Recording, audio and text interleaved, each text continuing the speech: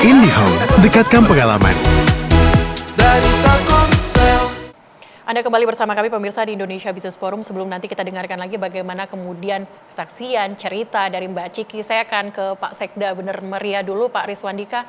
Pak Rizwan, saat ini kondisi di Bener Meriah seperti apa Pak? Kebetulan waktu itu saya juga sempat ke Bener Meriah Pak di hari kelima ketika pasca terjadinya bencana. Mungkin Bapak masih ingat saya waktu itu ke sana Pak.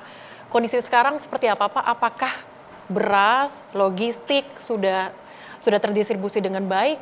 Kemudian juga listrik sudah menyala di sana, dan juga kemarin juga saya sempat waktu saya ke sana Pak, itu ada 4 kecamatan yang terisolir. Apakah memang sudah dibuka aksesnya dan sudah bisa didata warga-warga di sana atau seperti apa, Pak Rizwan? Baik, terima kasih Mbak Celia. Untuk beberapa kecamatan memang masih terisolir dan aksesnya sangat terbatas. Jadi kami mencoba terus bekerja sama dengan relawan, masyarakat, TNI Polri untuk membuat jembatan-jembatan darurat untuk kecamatan-kecamatan yang memang terisolir. Nah, untuk hari ini hitung-hitungan kita bahwa beras yang dibutuhkan untuk seluruh masyarakat di Kabupaten Bener Meriah itu sekitar 46 ton per hari. Nah, di masa tanggap darurat kami baru bisa menyalurkan dengan adanya stok yang di Bulog ini baru sekitar 320 ton. Jadi masih sangat kekurangan. Dan hari ini juga akses antara Bener Meriah Aceh Utara, Bener Meriah Birun juga belum bisa dilewati dengan maksimal. Kami terus berusaha bekerja sama dengan masyarakat, relawan, TNI Polri dan seluruh stakeholder untuk coba menembus jalur Aceh Utara Bener Meriah. Dan ini ada beberapa alat berat yang terus bekerja di sana, tapi memang kondisinya memang sangat-sangat sulit dan kami terus meminta dukungan dari pemerintah pusat, pemerintah atasan, guna dukungan solar. Apabila solarnya memang belum masuk, ini juga akan sangat sulit untuk alat berat bekerja. Begitu sementara Mbak Celia. Sejauh ini distribusi logistik di sana seperti apa? Apakah lewat jalur udara, masih jalur udara, ataukah sudah lewat jalur darat atau seperti apa? Masih jalur udara yang sangat potensial. Untuk beberapa masyarakat kita memang berusaha sendiri untuk menembus terisolasian ini, menembus jalur KKA, Birun juga berjuang sendiri untuk mengambil logistik bagi keluarganya, termasuk BBM juga. Termasuk BBM juga. Kemarin Pak, saya sempat dapat laporan Pak dari warga di Bener Meriah. Ia sempat katakan kepada saya bahwa beras ini bisa menjadi barang langka saat ini di Bener Meriah. Saking susahnya, saya juga dikirimi foto Pak waktu itu, begitu banyaknya warga yang mengantri. Ini beberapa waktu lalu, kurang lebih sekitar 3 hari yang lalu Pak. Apakah kejadian kondisi seperti ini masih berlangsung, masih terjadi di sana Pak? Masih terjadi Mbak. Untuk BBM Pertalite kita ada yang beredar yang masyarakat mengambil sendiri ke jalur Aceh Utara melalui Gunung Salak. Ini per liternya sekitar 70-30 ribu, kisarannya seperti itu Mbak. Oke, Pak Sekda. Dan memang pasokan BBM kita memang belum ada. Ya. Oke, pasokan BBM begitu. Pak Sekda, ini informasinya besok Presiden akan datang langsung ke Bener Meriah. Apa kemudian yang akan disampaikan ke Bapak Presiden dan yang akan ditunjukkan ke Bapak Presiden sehingga nantinya di Bener Meriah, khususnya di Aceh, ini penanganan bisa lebih cepat, Pak? Kita pasti akan sampaikan kondisi real saat ini di Kabupaten Bener Meriah dengan akses yang sangat terbatas. Apalagi di bulan Desember seperti ini, akses ini sangat kami butuhkan karena ini adalah puncak masa panen dari kopi, cabai merah, dan seluruh hasil pertanian. Ini adalah puncaknya. Jadi ketika hasil bumi ini tidak bisa kami keluarkan dari Bener Meriah, ini tentu sangat miris untuk masyarakat kita di sini. Tingkat daya beli kita juga sangat menurun sekarang, Pak.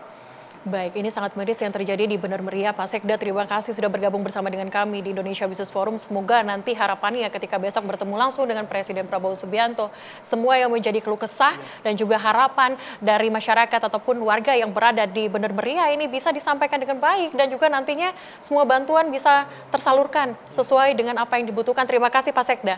Dan saya akan ke Mas Tama. Mas Tama tadi menanggapi apa yang tadi disampaikan Pak Sekda, apa yang disampaikan dengan Ibu Abu Elida juga, disampaikan juga dengan Mbak Ciki. Ini yang terjadi di Aceh khususnya. Saya akan meng-highlight Aceh saat ini pemirsa karena menjadi perhatian khusus kita.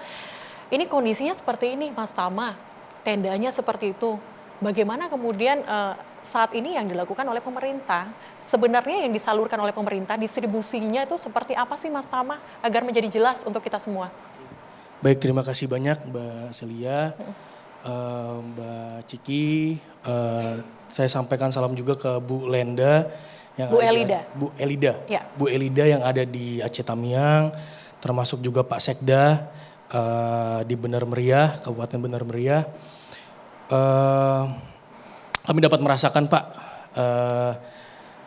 Bapak Ibu sekalian, posisi saat ini kami hanya bisa berempati dengan Bapak Ibu sekalian, termasuk kami memonitor dan apa yang evaluasi apa yang akan kita juga lakukan gitu ya kepada semua kementerian terkait gitu ya. Seperti yang sebenarnya Bapak Presiden sudah lakukan di Aceh waktu itu juga rapat terbatas dan langsung dari Aceh juga jelas melakukan beberapa instruksi ya Mbak, termasuk menyalurkan bantuan pangan, bantuan kebutuhan pokok ya, baik itu baju, matras dan lain-lain. Namun mungkin di sini kondisinya adalah tadi ya adanya keterbatasan akses tadi, karena akses kami tahu juga kami dapat update setiap 6 jam sekali itu di dalam websitenya BNPB juga bisa terlihat sama Bapak Ibu sekalian bahwa angka itu sangat dinamis. Angka terjadinya kerusakan rumah, kerusakan jembatan itu sangat dinamis. Jadi emang kami berempati dengan Bapak Ibu di Aceh, di Sumatera Utara, di Sumatera Barat. Kebetulan saya asli Bu dari Blangkejeren Bu, Aceh dan juga Sumatera Barat. Jadi saya juga bisa merasakan lah saudara-saudara saya yang di sana. Mungkin seperti itu terkait dengan apa yang dirasakan ya.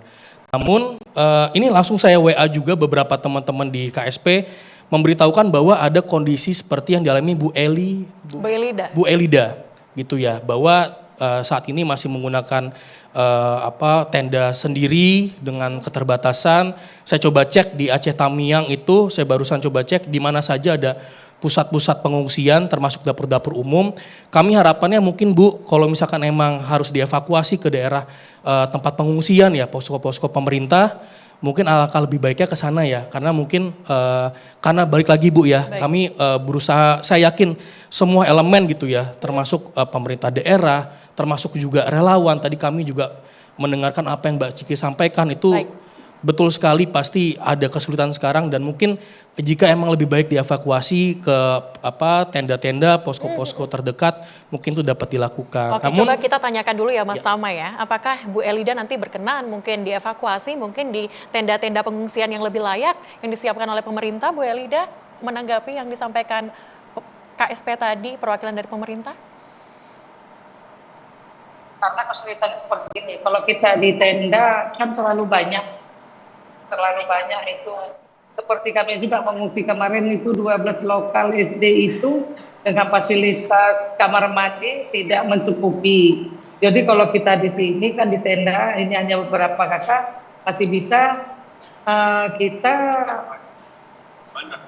nggak terlalu ramai banget lah gitu. Kalau di tenda itu kan banyak. Jadi saya mohon kalau bisa diberikan aja bantuan tenda kami, biarlah kami di tenda kami ini gitu. Dan juga di sekitaran ada sekitar 30 rumah juga yang hanyut sama seperti kami juga. Mereka tidak punya tenda, tidak punya apa-apa. Mereka hanya buat seng-seng aja dengan papan, udah hanya seperti itu. Jadi kalau apabila hujan, mereka kena hujan. Mas Tama. Cuma permohonan kami, mohon dibantu kami kasih tenda lah. Baik, Bu. Jangan dibuat kami ke posko jauh. Ya, baik Bu. Kalau boleh nanti lokasinya di mana Ini akan kami langsung koordinasikan ya, kami teruskan juga ke BNPB. Iya. Apakah itu memungkinkan Baik. ada beberapa kakak tadi ya, 7 kakak kan artinya mungkin tadi ada Iya. 3, ada yang 4 di sekitar itu mungkin Iya. juga bisa diberikan ya. Meskipun tadi ada keterbatasan, mudah-mudahan kita bisa mencari solusi terbaik ya Bu ya, agar tadi ada balita, ada segala macam tuh kami harapannya itu juga apa ya, kan pemerintah ini Bu sebenarnya kalau di kami ya, meskipun ini ngomongnya dampak ekonomi ya Mbak ya, tapi sebenarnya soal bencana ini kan bukan soal hitung-hitungan ekonomi ya, untung rugi, ini soal kemanusiaan.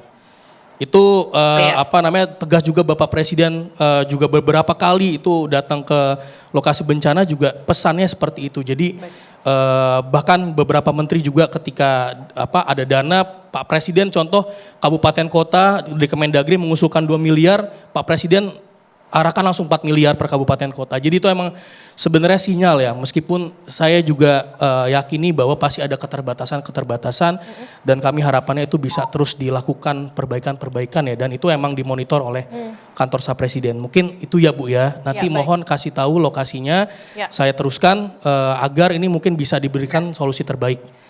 Baik, terima kasih juga Ibu Elida sudah bergabung bersama dengan kami. Tadi sudah bercerita juga nanti untuk data lokasi Ibu akan kami berikan langsung kepada pihak pemerintah dan juga nanti bisa nantinya ditindaklanjuti ya Mas Tama ya. Kami akan kembali usai jeda pemirsa, tetaplah bersama kami di Indonesia Business Forum.